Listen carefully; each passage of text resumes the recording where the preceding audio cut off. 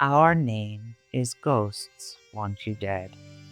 If ghosts were to kill you, you can be sure it would be discussed without much variation for several weeks before your murder was resolved.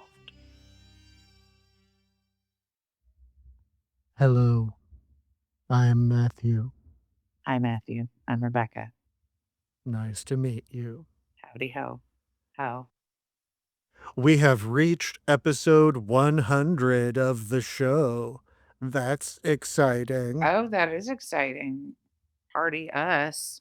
A friend of mine said that they did try to listen and then they fell asleep, which not because we were Well, boring, but just I'm trying because to lean into that like, yeah, no, because, that's what I said. I was like, you just turn us on repeat and well, you just get your sleep. a lot of people, myself included, like to Mhm. listen to podcasts to fall asleep. And there are some niche podcasts that are like, we'll tell you a boring story in a monotone voice so you can fall asleep listening to it without having to pay attention. Right? And I think we should try and appeal to that market. And I did so on social media this week. Well, I'll just start. Episode 96, Victoria Winters reminds us that she is waiting for a ride, but she does it much more dramatically.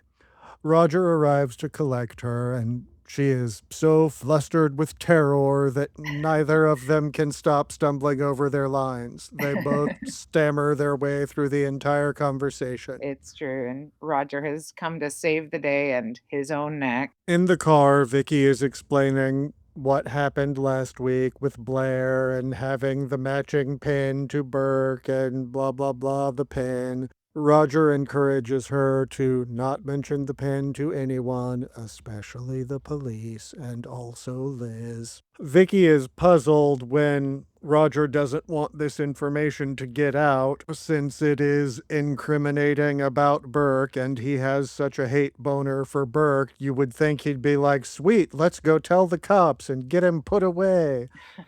But Roger says the timing just isn't right. And also, it doesn't make sense for Burke to have killed Bill, which Yeah, he's right, it doesn't. it doesn't, and he's trying to dismiss her theories and so that she'll just shut up about the murder pen from Murder Beach, and especially before anyone like Burke is alerted to anyone knowing about Murder Pen. Vicky seems to still be under the impression that he doesn't seem like he would have, or like it doesn't make sense, but then she does still feel like she needs to tell someone, and maybe she'll tell Liz, and Roger is just like, "Oh, no, I don't do that. Don't talk about it to anybody." While they're driving along having this debate, they comment on the fact that the roads are washed out from the storm and it's spooky out and raining cats and dogs. So Roger mentions that he's taking a back road back from Bangor. Yeah, Vicky notices that they're not on the main road, and Roger's like, "Oh, yeah, I know. I'm gonna kill you."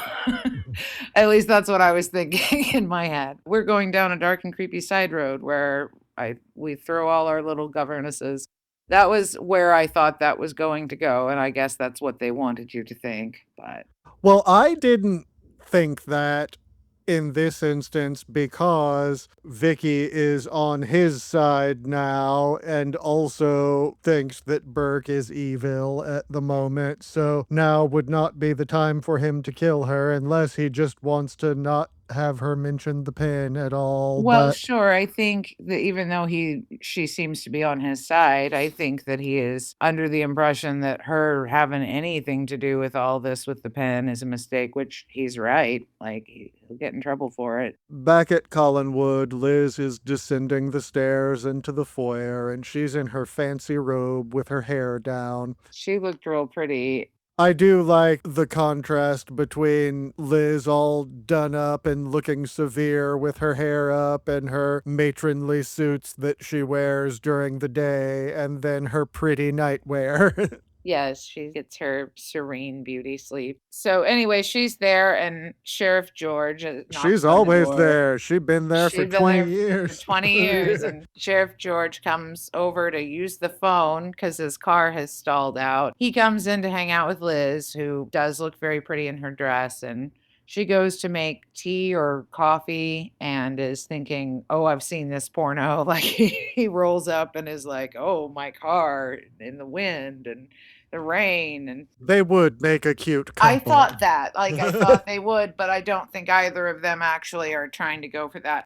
Liz brings coffee or tea, I can't tell. They're chit-chatting, and Liz is talking about being a weird shut-in, and George brings up the fish business drama with Burke, and Fish they're biz. just catching up, and the phone rings. It is for George. They've called to inform him that the back road to Bangor is washed out, the very one down which Roger is toting Vicky. Dun, dun, Back to dun. them in the car, Roger has to suddenly brake lest they drive right into the floodwaters.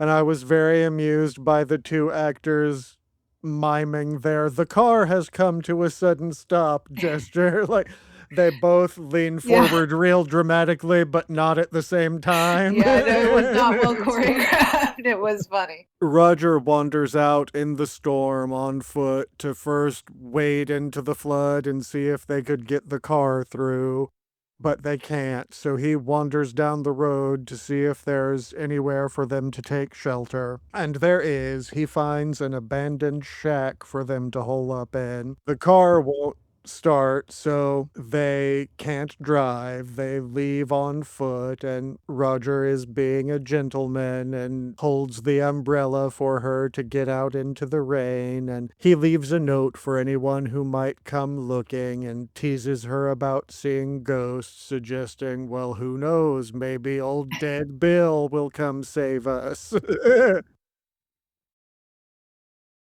Back at Collinwood, George settles the debate, and we learn that it was, in fact, coffee that Liz has brought in.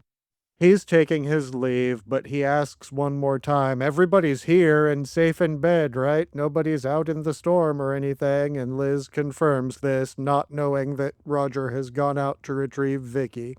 Liz turns out the lights and heads back upstairs. We get a dramatic clock close up to let us know that it's 10 minutes after 11 in the evening.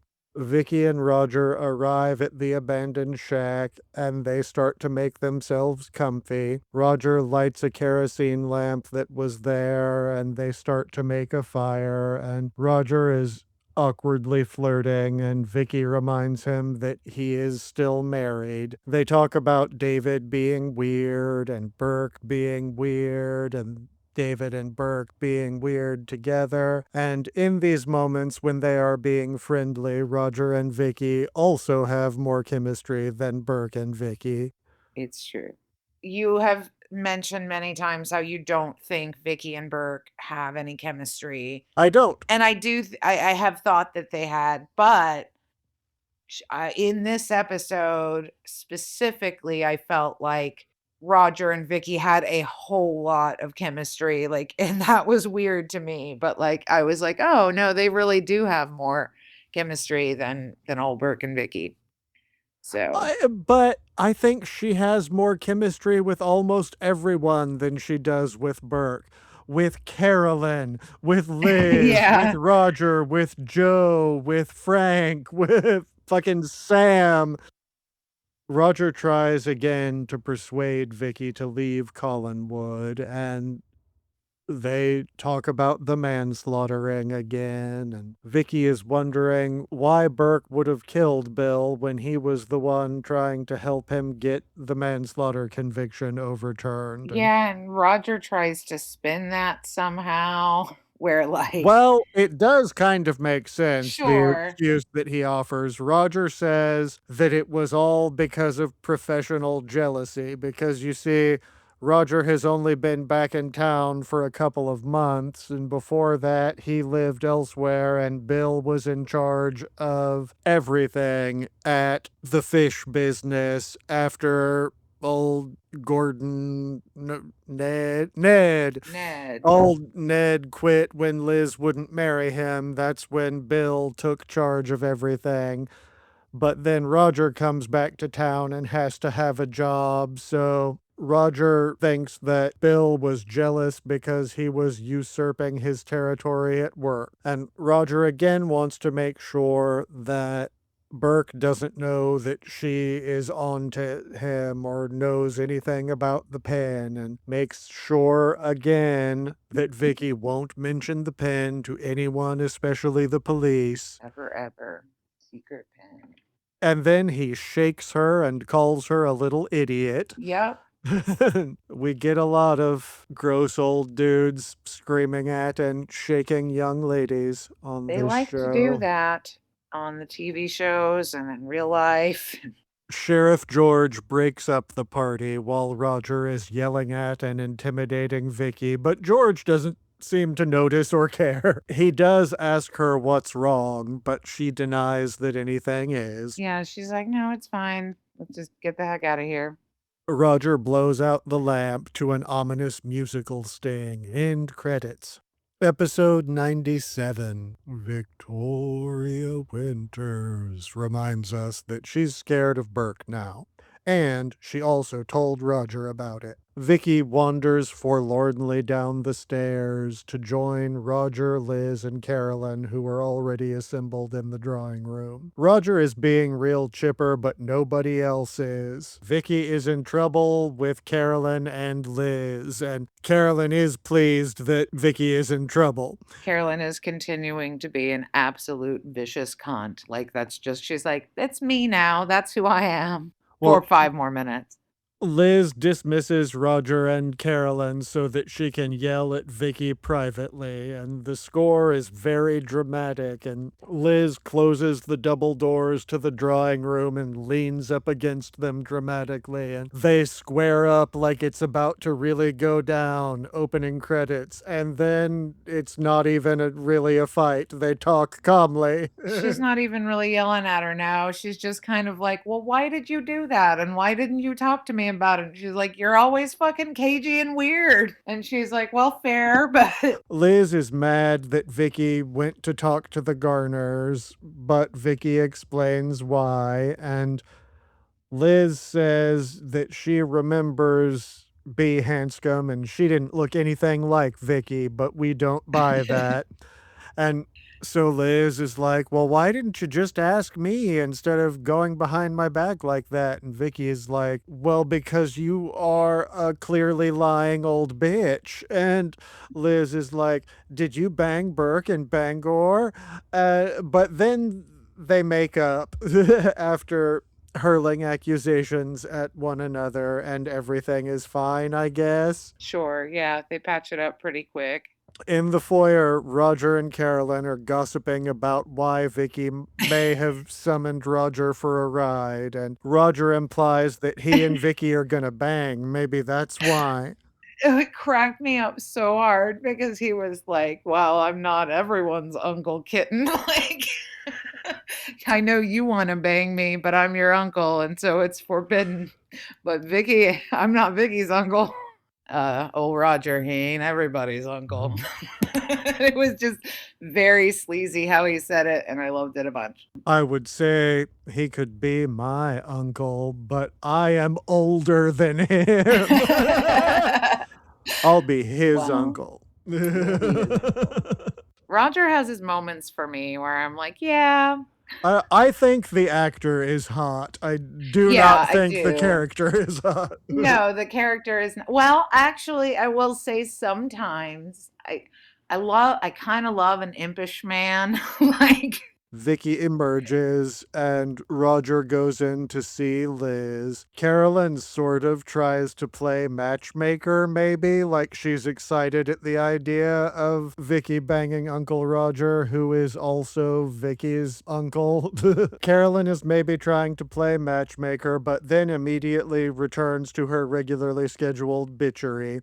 Yeah, she's They argue a bit, and Vicky tells Carolyn that Burke told her that Carolyn arranged the little meeting in the restaurant, which Carolyn had insisted was just by chance. So she's like, yeah, everybody sees what you're doing, Carolyn. You're not slick. And Right. in the drawing room, Liz is grilling Roger about the previous night, and they have like three conversations that have already been had a bunch. Like, yeah, nothing particularly interesting happens there. Yeah, that part was kind of boring. It was just them bickering again about the same things that they always bicker about. Vicky comes back downstairs dressed to go out and she meets Carolyn in the foyer. Now Carolyn is being kind of nice for a second, and that makes Vicky suspicious, but she needn't worry because Carolyn is immediately a bitch again and being jealous about Burke some more. And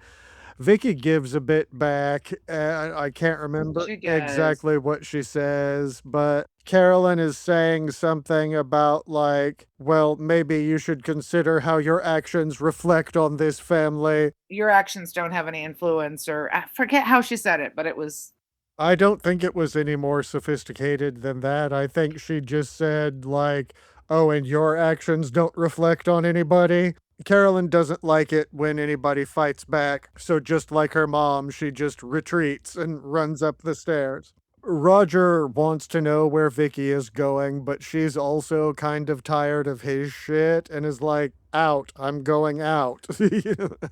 Out turns out to be Sam and Maggie's. At Sam and Maggie's, he is singing a little sea shanty, and it is almost cute if I didn't hate him so fucking much. it actually was pretty cute, and I like that simply because he is annoying, he is insufferable, but it gave a little insight into, like, the idea that he was maybe a sweet, funny, decent guy from time to time back in the day. Until he started verbally and emotionally and occasionally physically abusing his daughter. Yes, that. I mean, he's awful. I'm just saying, I don't know, I'm trying to reconcile with the fact that they're playing him so awful, but keep saying how great he was. Yeah, But I did like the singing, and his, like, low, like, fisherman voice business was he fun, does but then have a he was very so deep annoying bass. and pretentious. Mhm. He did have a very deep bass.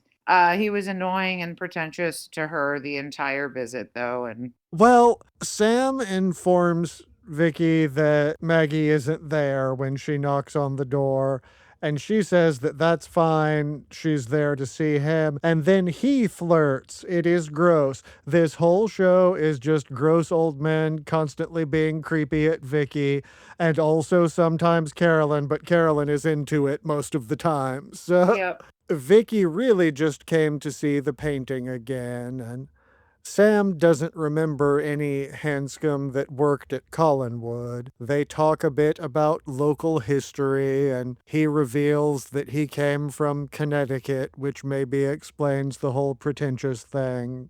Me. And Sam ends up giving her the painting, and she's very grateful.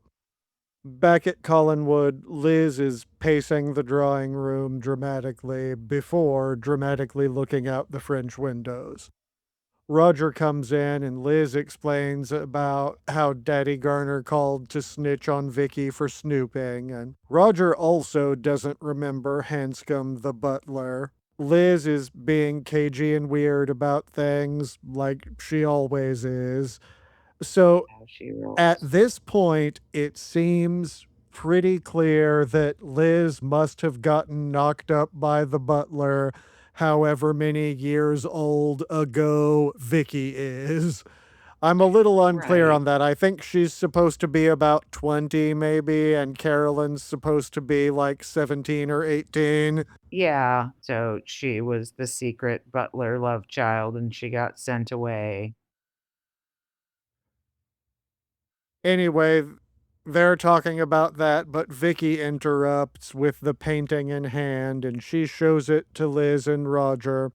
Liz says there's no resemblance at all, and Roger agrees because he knows She's Liz would want him to.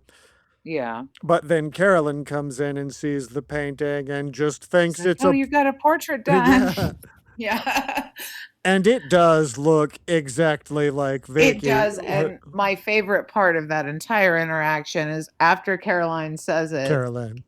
I know I gotta do it again. I just hung out with Caroline last night and called her Carolyn 3 times. After Carolyn says that, Vicky just, like, looks over her shoulder in this wonderful, like, deadpan, like, "Oh, really?" What's to that them. y'all lionesses were saying Yeah. just now? Yeah, it was real good. I was like, Liz looks dismayed and end credits. Episode 98. Victoria Winters reminds us that Collinwood is spooky, and then Matthew enters the drawing room. He and Liz are talking about how Mrs. Johnson is going to be starting today, and he's being a real dick about it. Like, oh, well, she really shouldn't. This is all about idea and like speaking up. And Liz is pretty dismissive of him, like, "Well, you are the help, so fucking help. Get over it. Stop worrying about it. It's not your business." I can see how he might be threatened having been the only employee for 20 years and now they're bringing in somebody else. Like, Yeah, I can y'all trying to understand. get rid of me, but I wouldn't be worried about that because he's old, but this lady is also old, so not like she would make a sensible long-term replacement. But he's just creepy in general, so everything he says and does is off-putting. Liz sends Matthew to let Mrs. Johnson in, and then she ushers Mrs. Johnson into the drawing room while sending Matthew to take her luggage up. Opening credits. In the drawing room, Liz is welcoming Mrs. Johnson and being pretty nice and explaining the duties of the job, and Mrs. Johnson is being weird and like still performatively sad about dead Bill. And in addition to the duties of the job, Liz tries to tactfully be like, also, my brother and my creepy servant are both kind of dicks and will probably be openly hostile to you. Don't take that personally. Yeah, Also, don't go into the closed off wing or the basement. And I am a little confused about the closed off wing because I was certain that it was supposed to be the west wing that was closed off. and now it's And the East this Wing. I think episode, that they were they have saying the east wing, and I don't know if they're messing it up or if I am. I think they did maybe change it up. Anyway, as they're going back into the foyer, David tries to sneak back upstairs to avoid having to talk to Mrs. Johnson, but Liz catches him and makes him come say hello anyway, and then she's surprised to learn that they have already met. Oh, yeah. And he tells Liz about the meeting and how Burke made him apologize for being a little shit to her.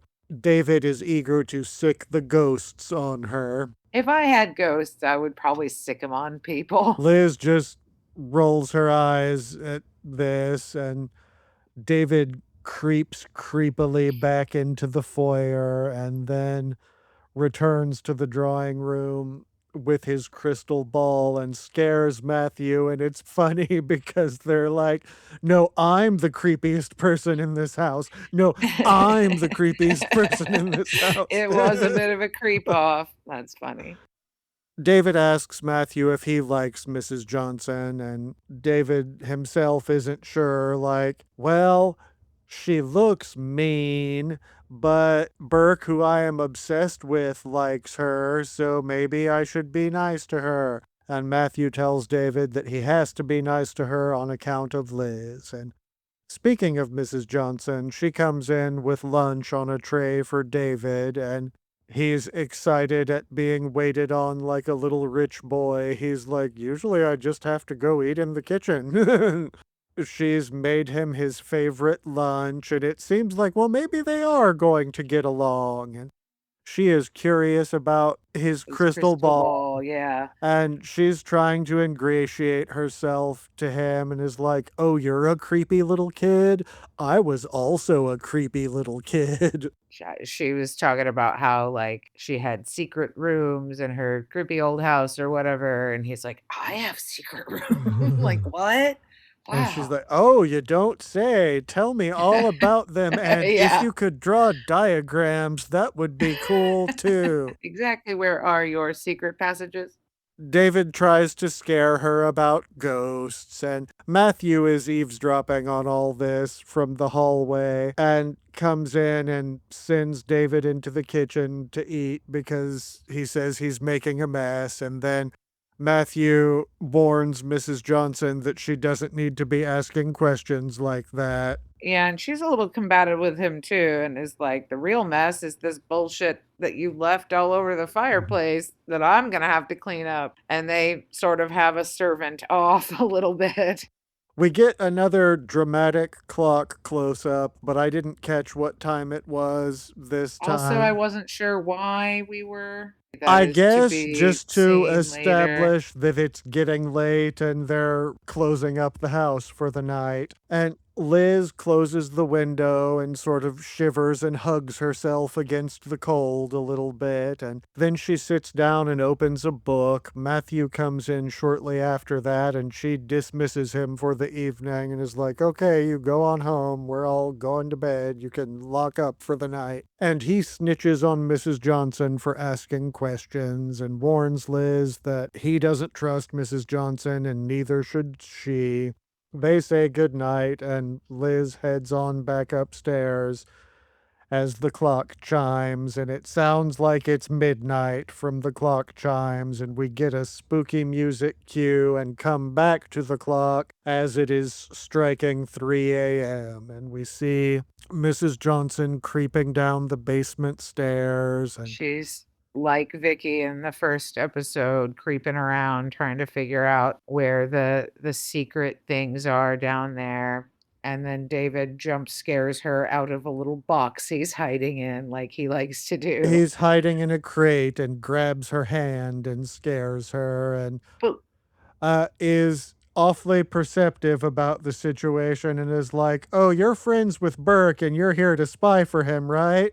And she's yeah, like, that's cool, like, "No, I don't know anything "No?" about that." And he tells her, like, "Oh, no, that would be great. I would be on your side and think that was a great idea. And Yeah, we like, "We're could be pals now, it's friends." And cool." she should just be like, "Yeah, that's totally what's happening. Tell me everything you know." But instead, she continues to deny it. And Yeah. he's like, "No, I'm cool, I promise. I hate Roger and want him to die." Yeah, She's she's like, like "Okay, Sonny, that's nice, but go to bed." yeah. He tries to enlist her in a mutually assured destruction pact about not snitching on each other, about being in the basement, and then he goes up She's not really having it, but he's like, "Well, I'll keep up my end if you keep up and yours." he goes And upstairs to bed.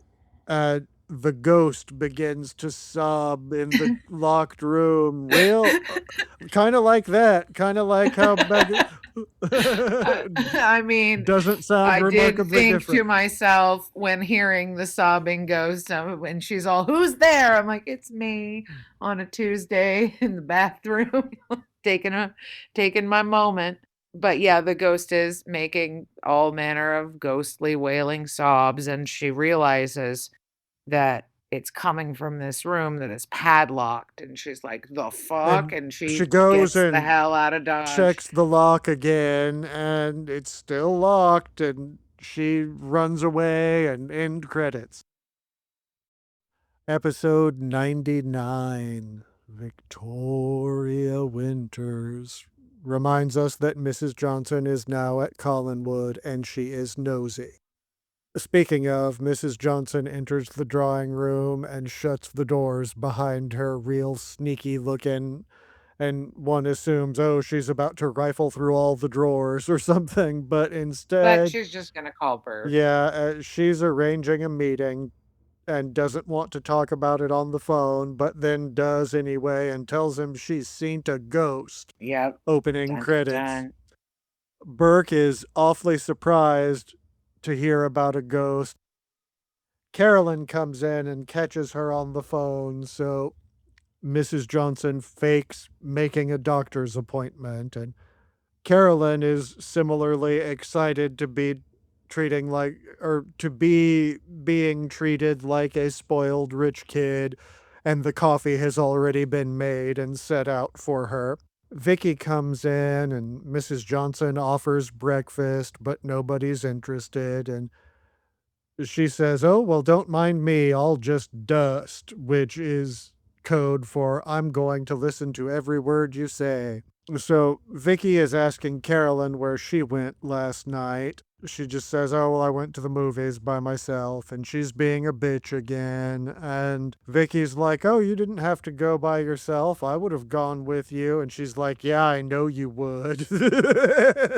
Anyway, she's still going on about Burke, and Vicky won't give any details, but she implies that she is afraid of Burke. And Carolyn is being insufferable, as she often is these days. Over at the hotel in Burke's room, he's on the phone still trying to steal employees from Liz when Mrs. Johnson arrives. She tells him her little ghost story, and he is skeptical and also annoyed that she kind of wants to punk out and is like, "Oh, I don't know if I can stay in a house with ghosts." And he's like, "Bitch, we've all talked about the ghost for years. Like that's a common thing at the Collins Woods." And also he's annoyed that she called him from the Collinses, which I would be too. Like, You know, David is there snooping on everything that happens. And he's trying to convince her that the ghost that she heard was just noise traveling through the heating ducts, and she almost buys it. She also lets him know that David immediately suspected she was a spy for him, and she tells him that she overheard Vicky telling Carolyn that she's afraid of him now. and he's like, "She's afraid of me?" Like, "Oh no, I like her." And Mrs. Johnson goes on to say that, yeah, when she wouldn't go back to Collinsport with you the other night, she called Roger to come get her. And he's like, "Really? Fucking Roger?" Like, who would do that? And as is tradition, someone arrives at Burke's room to interrupt, and so he hides Mrs. Johnson in the kitchen like he likes to do. He does like to hide her in the kitchen. It's the employee of Liz's he was talking to earlier who just came by to tell Burke that To fuck he off. and all the other Collins employees are refusing his offer. Burke tries to persuade him, but he still will not be moved, so he leaves and Burke angrily lights a cigarette. Mrs. Johnson comes out and tries to comfort him, and he's like, "Oh no, don't you worry, I've got other ideas," and calls Collinwood and asks Carolyn to dinner. She, of course, agrees enthusiastically, and he and Mrs. Johnson smile conspiratorially at one another. It's true. Back in the foyer at Collinwood, Carolyn is just thrilled and suddenly wants to be friends with Vicky again. And she reveals that she has a date with Burke. So Vicky insists that they need to talk privately in the drawing room, and she tries to warn her against seeing Burke. And Carolyn's like, "Well, don't you understand? He likes me. He gave me this expensive gift, this beautiful pen." And Vicky's like, "A pen?" And her eyes get real big, and she's like, "Oh shit, so that means." And then Carolyn goes on to say, "Yeah, well, he gave me the pen, but then Roger took the pen, and Roger lost the Mhm. pen on the night that Bill died." End credits. And I do think that she handles it well. There have been times before where I have wanted to holler at her for not handling things in a way that makes sense, but I think she did a good job here. And then we are at episode Dun 100. dun dun dun. And Victoria Winters reminds us that somebody may have killed Bill, and that somebody is probably Roger. Now, but 5 minutes ago, she thought it was Burke. In the drawing room, Carolyn and Vicky are still going on about this damn pen, which I am sick of hearing about. It is a But pretty pen. we already talked about how, yes, it is, but it's too bumpy and wouldn't be comfortable to write with, right? I still like it, yeah, Okay. I would try. It might be a fun, like, textural thing.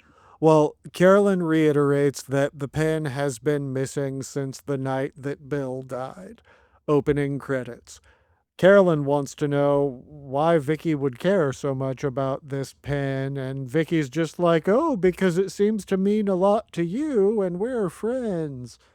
Yeah, A crew member coughs in the background and then loudly moves something, or maybe it was a ghost. it was a And Vicky and Carolyn, of a crew member.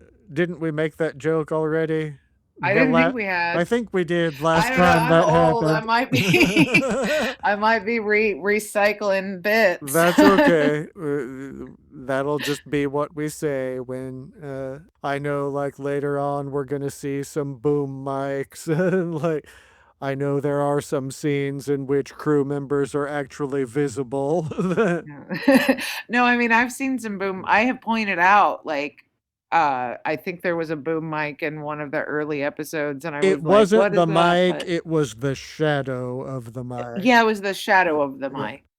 Vicky and Carolyn are making nice now that Vicky no longer thinks Burke maybe killed Bill. And of course, David is listening outside the door. Carolyn is telling Vicky in response to, well, what is your family going to think about this date with Burke you're going on?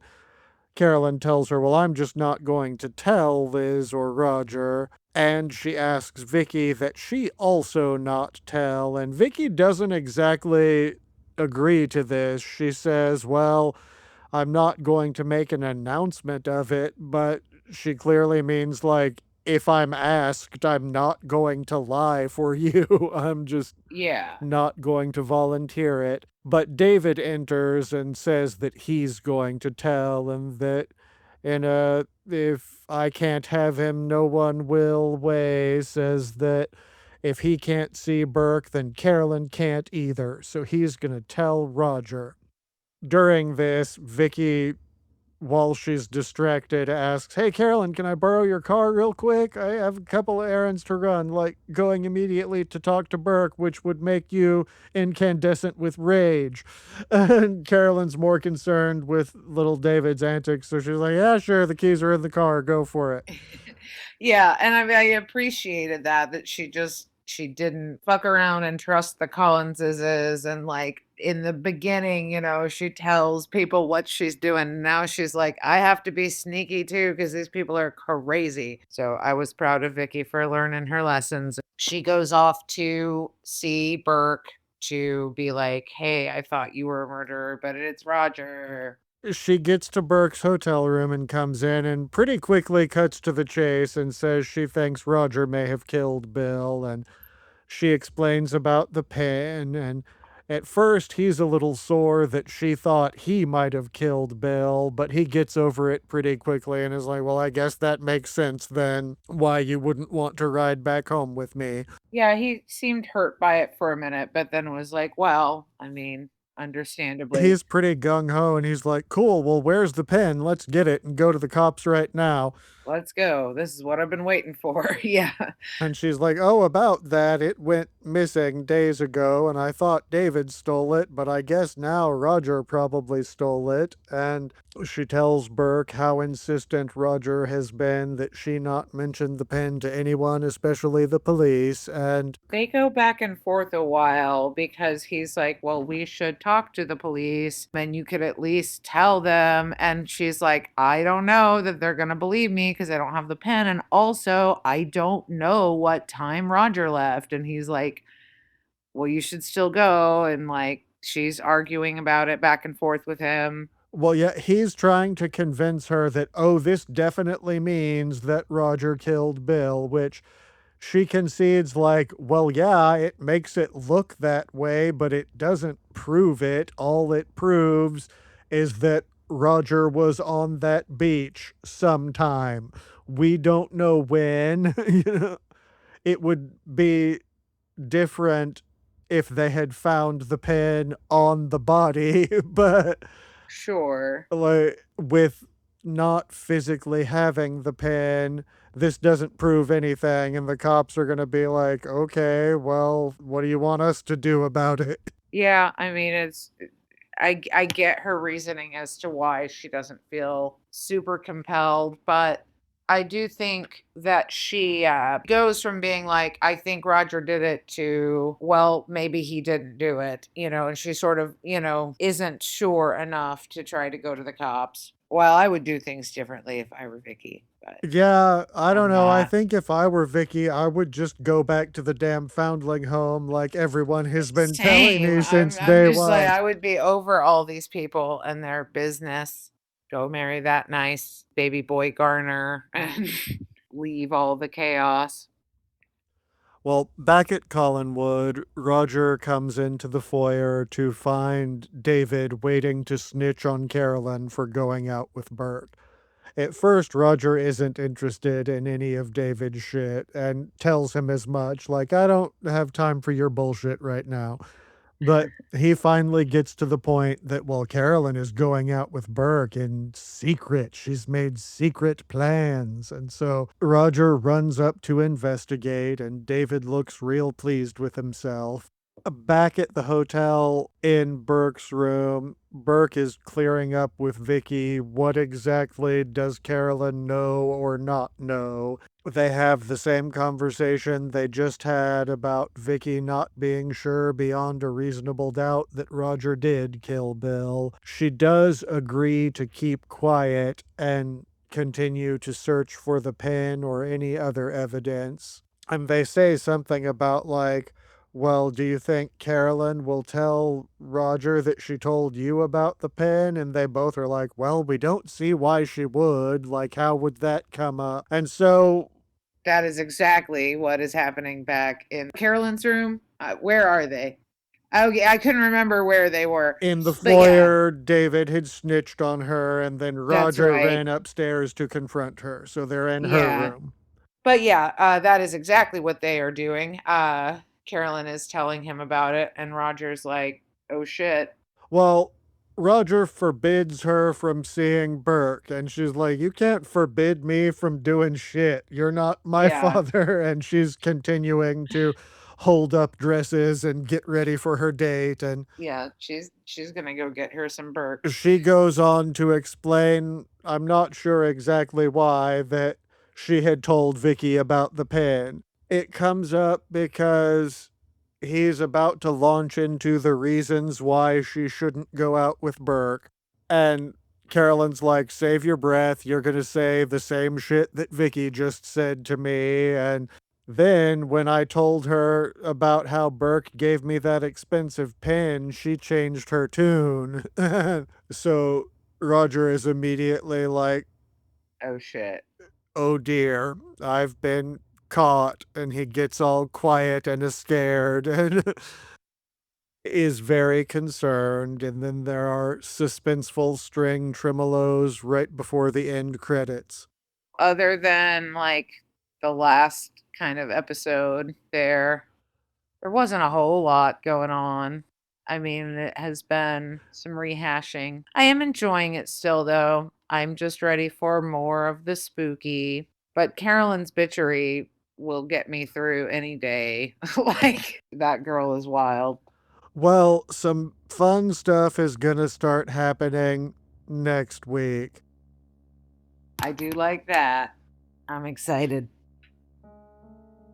Well, if you like it and you're excited, if you guys are enjoying this as we are enjoying this, and you're at least able to fall asleep to our soft, soothing voices, would you please like and subscribe and follow us on our social medias where you can find us at Ghosts Want You Dead on Instagram? Yeah, and Or, that's it.